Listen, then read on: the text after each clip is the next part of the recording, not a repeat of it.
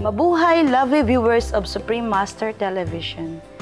You are now watching The Vegetarianism, the Noble Way of Living. I'm your cooking mama from Philippines, Manila, and I would like to introduce to you our 3 traditional dishes.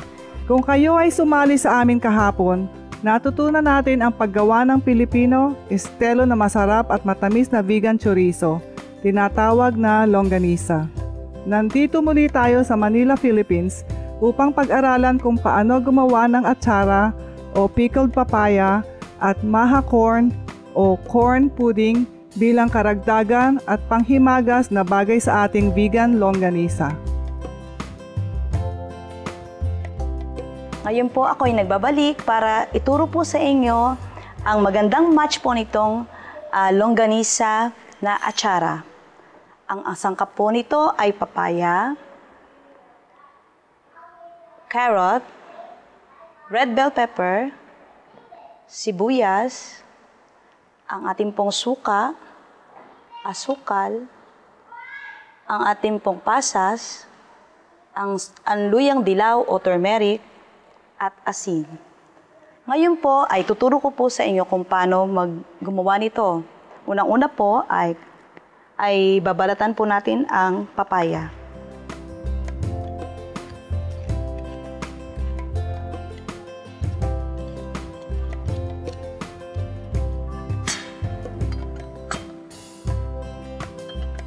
Scrape po natin ang loob ng papaya.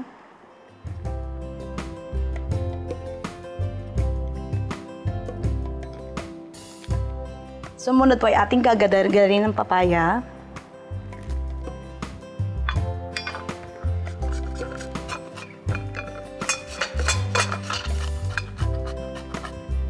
Ito pong green papaya ay napakaganda po sa ating digestion. Ito po ay nagko-contain ng papain. Kaya po marami pong sumikat na mga kosmetiko ngayon dahil po sa papaya. Especially sa sabon.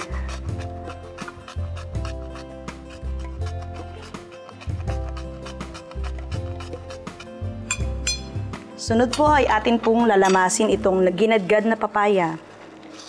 Lalamasin po natin siya sa konting asin.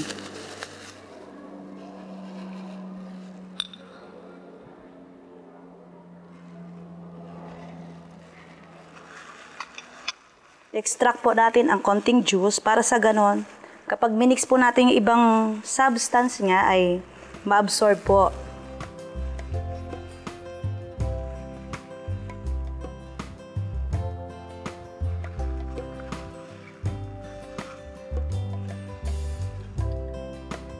Sikat na sikat po sa Pilipinas ang papaya. Ang papaya soup po ay nagpapakinis ng balat. Kung kakainin po natin to, sigurado mas malinis ang ating katawan, di po ba? Regular ang ating pagdumi at saka maginhawa po ang ating katawan araw-araw. Kaya marami po sa mga meron pong indigestion, ito po ang sinasuggest po ng mga nutritionist kainin. Sunod po ay gagayat po tayo babalatan po muna natin itong ating carrot.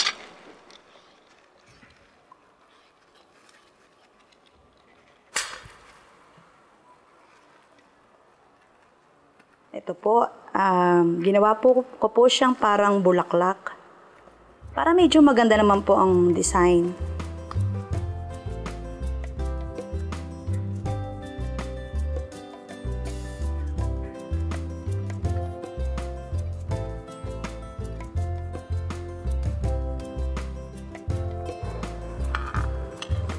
Ihalo na po natin dito sa papaya. Then, gagayat po tayo ng konting sibuyas. Konti lang po dahil ito po ay masyadong malakas ang amoy. Tama lang po na ma-flavor sa atsara.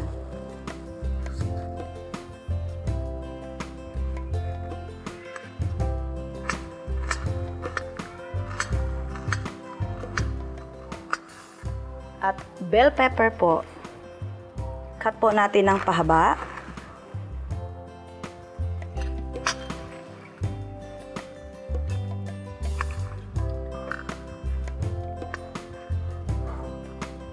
At sumunod po ang mga pampalasa. Ang ating pong suka. Lalagay po natin to sa bowl na enough lang po na sa taas ng mixture. Ang ating pong asukal na pula.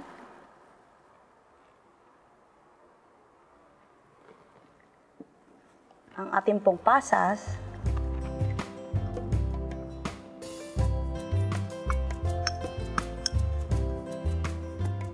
At konting-konti lang po nitong turmeric powder.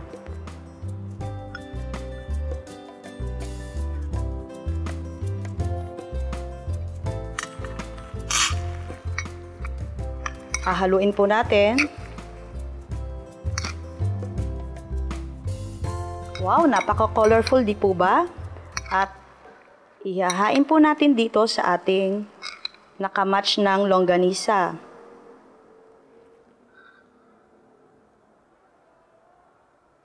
Yan. Ito na po ang ating appetizer, atsara, or sa English, pickled papaya. Ngayon po ay papakita ko po sa inyo, napaka-makulay at masarap. Subukan po ninyo.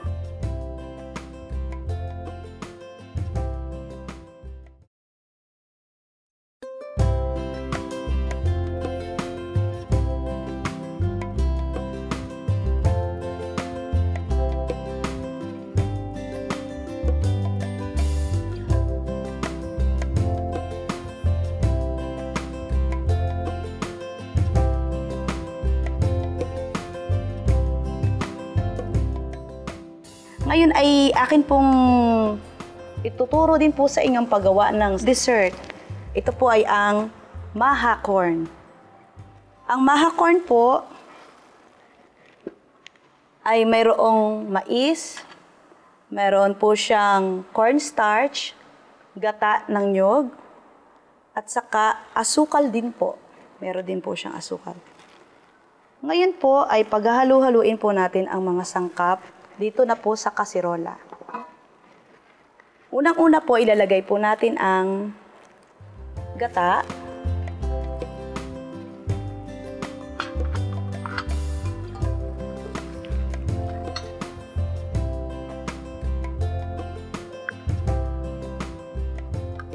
Mga 1½ cup ko po ng gata.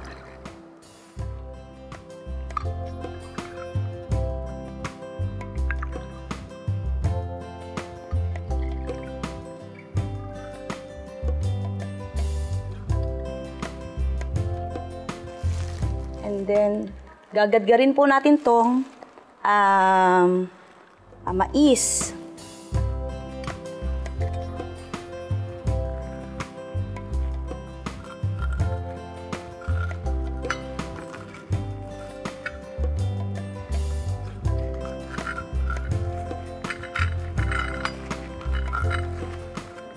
Sumunod po, ihalo na po natin dito sa gata.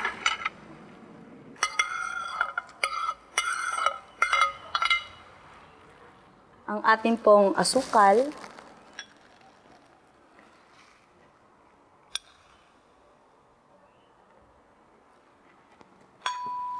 At ang ating pong cornstarch.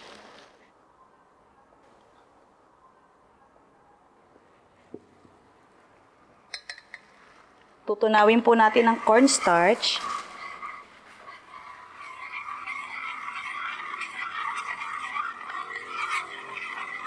Yan po, tunaw na siya at sasalang na po natin sa apoy para magbuo na po ito. At hintayin po natin na maging sticky o malapot. Ang mais po ay para sa inyong kaalaman ay mabuti po sa mga nagpapalakas ng katawan, lalo na sa mga manlalaro. Kinakain po nila to dahil mabilis po nilang mag-gain ng strength. At saka mataas din po sa fiber. At ang coconut milk naman po ay nagpapalakas ng immune system. Ito po ay mas ang potency po ng kanyang ng kanyang vitamin E ay mas mataas compare sa ibang mga sangkap. Ngayon po ay sticky na po siya, so ready na po natin ilagay sa hulmahan.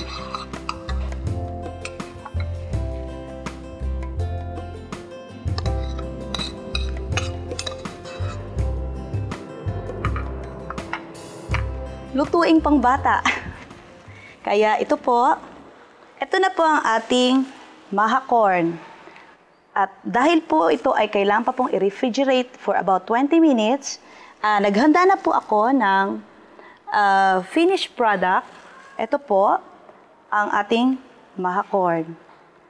Nagpapasalamat po ako sa ating mga viewers. Thank you for watching the Supreme Master Television, Vegetarianism, the Noble Way of Living. For friendly reminder, tulad po na sinabi ni Hippocrates, let be our food, be thy own medicine. Thank you, viewers. Bye-bye.